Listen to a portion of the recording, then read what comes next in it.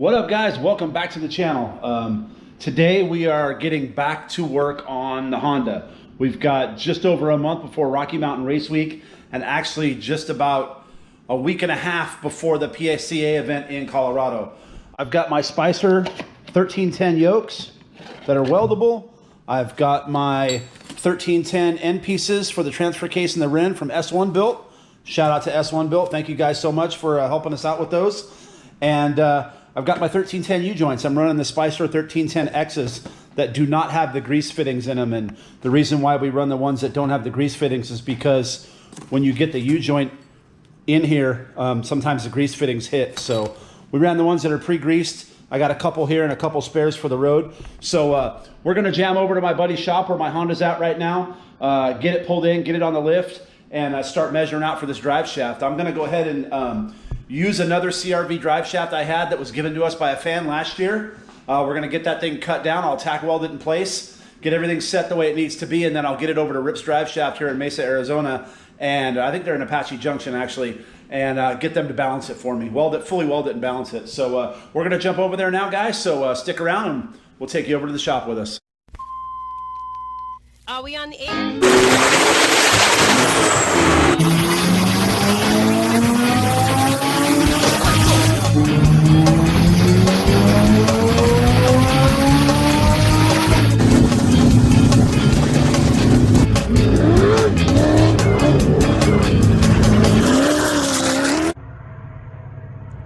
Ruh-roh. So guys, I don't know if I mentioned this in the past. I don't think I did, but in preparation for race week and just to have a spare, I went ahead and picked up another B-Series all-wheel drive tranny. It does have a little bit of work done to it. It's 1 through 4s out of an S4C out of a 2000 SI, and it's got the CRV 5th. It's got the Speed Factory front-wheel drive gear kit in it, and it's got an LSD in it as well. So that ought to help us out a bit. I'm going to keep the stock all-wheel drive trans as a spare. I also picked up a spare transfer case as well. Also have a GSR tranny sitting here. I'm probably going to take that gear set and put it in my backup tranny, so that way I can decide whether or not I like the shorter gears or the taller. Obviously for turbo cars, the GSR gearing's pretty much damn near perfect. So, all right guys, we're gonna jump over to the shop now and get to working on the car. So we're over at the shop. I've got both my drive shafts laid out. This is the one I destroyed last week, or last year on race week. This is the one that a fan gave us on the road out of a CRV. And tube size and everything is decent on this one. So I'm gonna go ahead and use this drive shaft.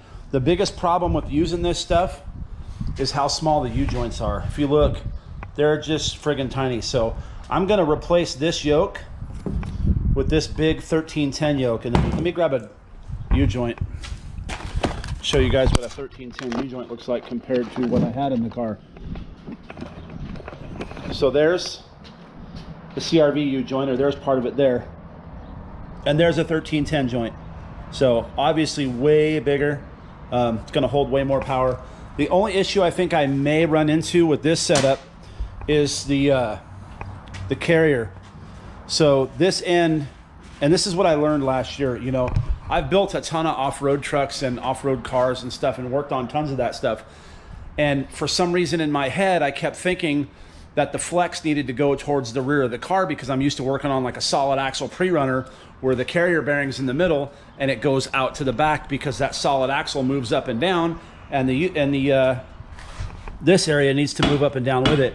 So basically what I had is, I had the transfer case attached here, I had the rear diff mounted here, and the carrier bearing mounted in the middle. So what happened was, this whole shaft is solid, and this was bolted to my transfer case. So the minute I let the clutch out, the motor tried to move, and when it did move, it ripped the U-joints apart. So what ends up having to happen is you need to have the flex portion of it facing the engine. Lesson learned. It's my first all-wheel drive Civic. Not that I don't know how drive shafts and stuff work, but you know, again, first time for everything. I made a mistake when I put the drive shaft in. I put it in backwards. Luckily we had a fan give us this one during the trip, a PFI fan. This guy was really cool. So I'm gonna go ahead and use this one, and I'm gonna cut it down to length and put these new yokes in it. I'm gonna run these yokes here, and then the S1 parts will go on my transfer case and my rear differential. We're gonna go ahead and put the car up on the lift here in just a few minutes, get underneath it. I'm gonna go ahead and bolt this up so that I make for sure what length I need on the back so I can cut this down and get the yoke tacked and welded in. So you guys stick around. We're gonna pull the car in here in just a minute and get to work. We got the drive shaft all measured up and cut. So that's where it's gonna weld in here. We got the U-joint set in here. We're gonna get this over to the drive shaft shop and get them to weld it and balance it. As for this side, the yoke's a little small for this drive shaft. I think this is a metric size tube.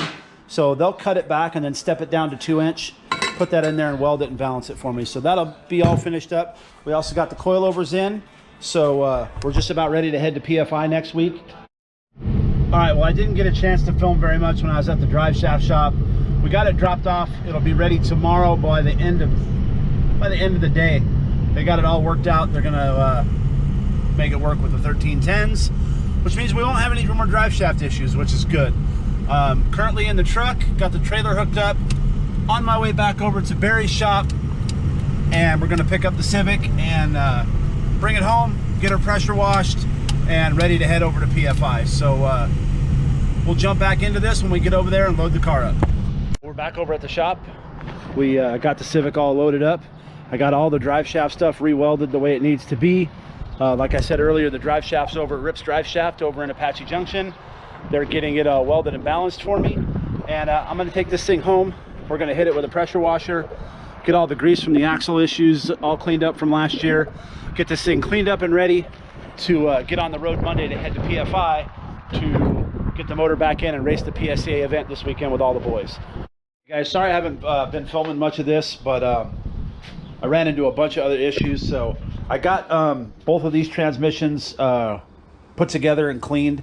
This is a GSR trans, and this is the all-wheel drive trans that I just bought that's got front-wheel drive gears in it and an LSD. I've got a spare transfer case here, and then I did get the car home and got it cleaned and pressure washed, cleaned up the engine bay, and I also cleaned my other stock all-wheel drive transmission, which is right there. So this one will be my spare for race week. As you can see, we got the engine bay pretty spiffed up and clean. Got this thing just about ready to go to Colorado, and then I remembered there was some maintenance due on my truck. Sorry about the wind, guys. It's been a little windy today. On these 6-liter diesels, they have some serious oil cooler problems. So what happens is these stock oil coolers get backed up with all this this muck. Here's some of it right here. You guys can see that. All those bits and pieces, they get jammed inside the oil cooler, and then the oil runs hot. And when I mean hot, I mean like 250 degrees hot, which is not good. That's when these 6-liter diesels start melting down. About 250 degrees, all the O-rings in the standpipe and the high pressure oil pump O-rings start to fail on you. So you've got to keep these oil coolers clean, or you have to go with a bulletproof oil cooler system. I haven't done that yet. I have everything else is bulletproof on this motor. It's got head studs. It's an 05 motor. It's fully upgraded, different heads, you know, aftermarket lifters, the whole deal. I just never did the bulletproof oil cooler because of, well, the cost, and it's a pain in the ass to put in. But we got the oil cooler all cleaned out. I got to jam it down to O'Reilly's and grab me another filter, because I do run a coolant filter system on this thing, and some fresh coolant, and the maintenance on the truck will be done. This is what an oil change and a coolant change looks like for my truck, to the tune of you know, about 250 bucks. But 3 gallons of Motorcraft diesel oil, Motorcraft filter, the Wix coolant filter is the one I use, the 24070, and then 6 gallons of Xerex GO5. If you guys are diesel guys, I only, you know, even in the Honda game, you know, I like to only use factory stuff, factory fluids. This truck, since I had got the built motor in here, I've only used Ford coolant. But let me see if I can turn this light down. There we go. I've only used Ford coolant, but it turns out that Xerex GO5 is the same stuff. It's just not concentrated. I would normally go to the Ford dealer, buy 3 gallons of that, or 3 gallons of distilled water. But we're gonna go ahead and get this stuff unloaded. We're starting to lose daylight, so We're gonna get this thing filled up with coolant, get the oil changed real quick. Oil change is really fast in this truck, so, and then we'll get her put away and she'll be ready for the road trip.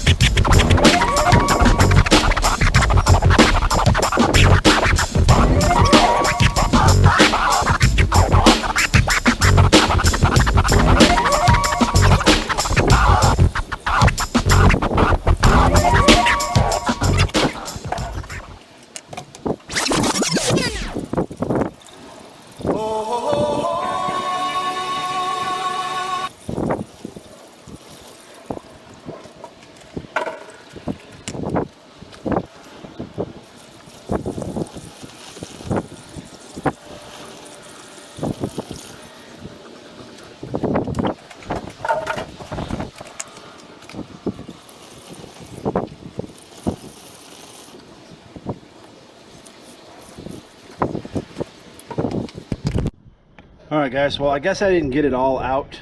There was probably, the engine block was probably still full, but we're at the full line now. So we're gonna go ahead and fire this thing up, let it run for a couple of seconds, and see if it'll take some more.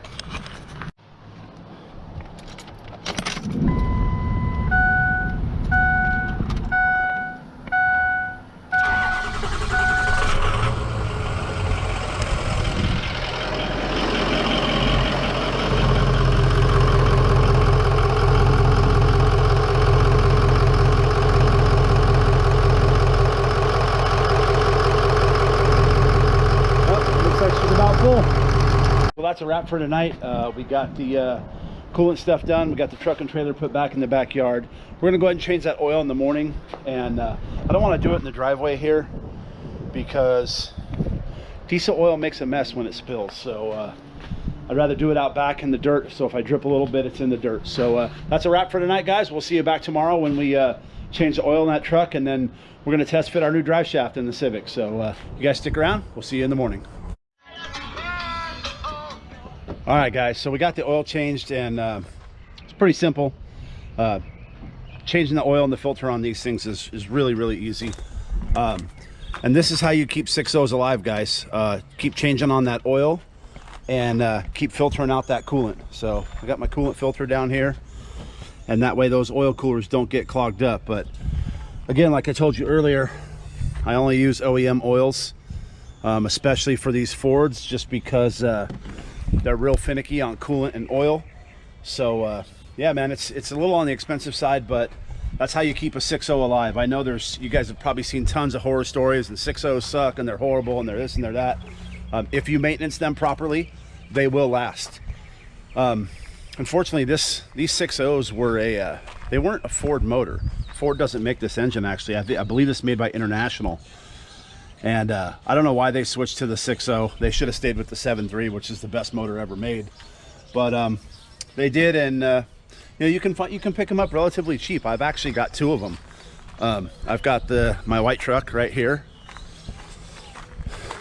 There's the old Civic. And then if we walk back here on the other side of my garage, I've got another 03 right here, a blue one. This one wasn't maintained. Looks like it's probably either blown head gaskets or a bad EGR cooler. But sitting back here in the back is a whole nother motor. So I got a fresh, well, not fresh, but fresh from a wrecking yard, 6.0 sitting back here for it. So I think one of these days I was either going to get this truck running and try to get rid of it, or I'm actually thinking now, since the paint is so much nicer on this one, I mean, it's a little chipped up, but it can probably be buffed. I'm thinking about doing a cab swap and swapping this cab and bed onto that truck. As you guys can see, I've already stolen the tailgate off of it, so I might as well just do the rest. I've replaced everything else on this friggin' truck. So you can pick these 6.0s up relatively cheap, and just like I said, guys, if you keep the maintenance up on them, they'll last forever. This chassis and transmission's got over 300,000 on it. It's got several trips to Florida. So yeah, man, we're gonna get back to it, get this thing all buttoned up, and we'll get ready for our road trip on Monday. So guys, that's a wrap on this video. We've got a couple more things to do to the truck and to the Civic. Just clean the windows and stuff and get things ready for the road trip. My new drive shaft got finished late yesterday, but there it is. It's got Got all the 1310 U-joints in it, so shouldn't have any more issues with that. So, but you know, we'll see. I might be switching my all-wheel drive setup up a little bit. I got a line on a Freelander viscous coupler, so I might be picking that up. But we'll see. Anyways, guys, thank you guys so much for watching. Make sure you give us a like and a subscribe. Share this video with your friends, and stick around. I'm on my way to Colorado. I got tons of content coming up this week. A bunch of drag racing, so I'm going to try to cover all that. And a lot of cars being put together at the shop this week. So we'll be up at PFI and doing our thing up there with the boys. So thanks for watching, and we'll see you in the next one.